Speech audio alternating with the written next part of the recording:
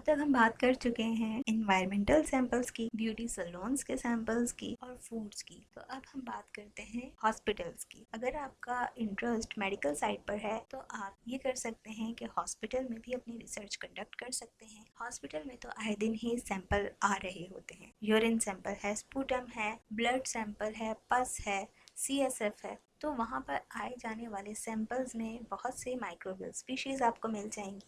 और हॉस्पिटल से रिसर्च करने का एक फ़ायदा ये होता है कि आपको डाटा भी प्रोवाइड कर दिया जाता है।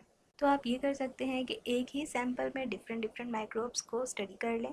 जैसे यूरिन के सैंपल में इकोलाई आ रहा है या उसके अलावा क्लेप्सिला आ रहा है, प्रोटियस आ रहा है, कौन कौन से माइक्रोब्स वहाँ से आइसोलेट हो रहे हैं। या फिर आप ये कर सकते हैं कि सैंपल्स डिफरेंट कर लें और माइक्रोब एक करें। जैसे इकोलाई हमने यूरिन से, स्पूटम से, ब्लड से या कहाँ कहाँ से आइसोलेट किया। तो या तो आप वैरायटी रख लें सैंपल में या फिर वैरायटी रख लें माइक्रोब्स में, और इस तरह से कंपेयर करके अपनी स्टडी को डेवलप कर सकते हैं। इन सैंपल्स के अलावा आप नोज़ोकोमियल इन्फेक्शन पर भी स्टडी कर सकते हैं। नोज़ोकोमियल इन्फेक्शन वो इन्फेक्शन होते हैं जो आप अगर हॉस्पिटल में एडमिट होते हैं तो वो इन्फेक्शन मौजूद नहीं होते, लेकिन एडमिट होने के 72 आवर्स के बाद वो इन्फेक्शन आप में ट्रांसफ़र हो जाते हैं। कैसे होते हैं? इनडायरेक्टली होते हैं या डायरेक्टली होते हैं। इनडायरेक्टली हो सकते हैं मेडिकल इक्विपमेंट्स, इम्प्लांट्स या डिवाइसेस या दीगर हॉस्पिटल फैसिलिटीज़ के थ्रू। और डायरेक्टली इन्फेक्शन आप तक कैसे पहुंच सकते हैं? कंटेमिनेटेड मेडिकल स्टाफ्स या विजिटर्स के थ्रू।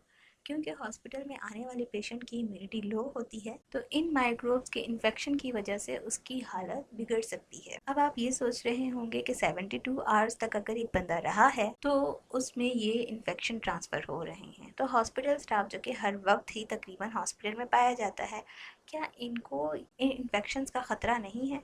तो बिल्कुल, आप हॉस्पिटल स्टाफ को भी स्टडी कर सकते हो कि नोज़ोकोमियल इन्फेक्शन हॉस्पिटल स्टाफ में मौजूद हैं या नहीं। हॉस्पिटल स्टाफ्स में आप डॉक्टर, नर्सेज या वहाँ का जो दीगर अमला है उनसे सैंपल्स कलेक्ट कर सकते हो और देख सकते हो कि क्या वहाँ पर नोज़ोकोमियल इन्फेक्टेंट आइसोलेट हो रहे हैं या नहीं हो रहे। क्योंकि हॉस्पिटल स्टाफ से भी रिपोर्ट हुआ है कि उनमें भी नोज़ोकोमियल इन्फेक्टेंट्स पाए गए हैं, लेकिन उनकी सेहत पर इसका असर इसलिए नहीं होता क्योंकि वो इम्यून हुए हुए होते हैं। उनका इम्यूनिटी इतनी लो नहीं होगी जितनी कि एक पेशेंट की है जो ऑलरेडी ही बीमार है, तो इसलिए पेशेंट को ज़्यादा खतरात लाहक होंगे। उसके अलावा अगर आप चाहें तो हॉस्पिटल के लैब्स के डोर नॉब्स जिनसे आप दरवाज़ा पकड़ के खोलते हैं उनको भी सैंपल्स को लेकर स्टडी करके देख सकते हैं कि इनका माइक्रोबियल काउंट क्या है। या फिर आप मेडिकल इक्विपमेंट्स की भी सैम्पलिंग करके देख सकते हैं कि इस पर कौन कौन से माइक्रोब्स मौजूद हैं। अब मैं इतनी देर से कह रही हूँ कि ये माइक्रोब्स आपने देखने हैं कि कौन कौन से माइक्रोब्स मौजूद हैं। तो आपने क्या करना है, आप कोई भी अपनी पसंद का जिसमें आपका इंटरेस्ट है वो टॉपिक आपने सेलेक्ट करना है, सैंपल लाना है लैब में, और लैब में सैंपल लाने के बाद आपने उसको कल्चर करना है, उसकी बायोकेमिकल आइडेंटिफिकेशन करनी है। जब टेस्ट से आपको पता चल जाएगा कि ये फला माइक्रोब है तो उसको आपने फिर मॉलिक्यूलर आइडेंटिफिकेशन की तरफ लेके जाना है, डीएनए एक्सट्रैक्शन करनी है, पीसीआर और जेल इलेक्ट्रोफोरेसिस करनी है। उसके बाद आप उसको सीक्वेंसिंग के लिए भेज दोगे। सीक्वेंस होने के बाद जो आपको रिजल्ट मिलेंगे आप उस रिजल्ट के फाइलोजेनेटिक एनालिसिस भी कर सकते हैं। फाइलोजेनेटिक एनालिसिस से ये होगा कि आपको आइडिया हो जाएगा कि ये जो माइक्रोब हमारे पास आइसोलेट हुआ है ये असल में ओरिजिनेट कहाँ से हुआ था। क्या ये चाइना से ओरिजिनेट हुआ है, पाकिस्तान से हुआ है, इंडिया से हुआ है, या ये माइक्रोब कहाँ से आया है,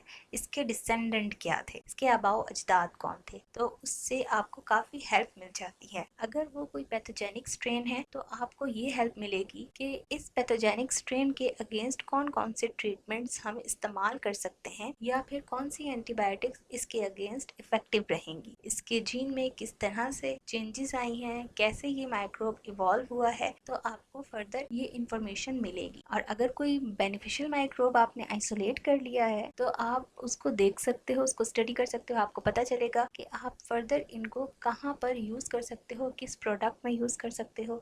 जैसे स्टंटेड ग्रोथ के लिए हो सकता है आपके पास कोई बेनिफिशियल माइक्रोब आ गया है तो वो उस ग्रोथ को किस तरह से इन्हेंस करेगा, आप उसको किसी मिल्क या डेयरी प्रोडक्ट के अंदर इंट्रोड्यूस करवा के ग्रोथ को प्रमोट करवा सकते हो, या डिफरेंट पर्पसेस के लिए उसको इस्तेमाल किया जा सकता है। तो ये थे आज के टॉपिक। आई होप कि ये आपके लिए हेल्पफुल रहेंगे। Wish you good luck for your research.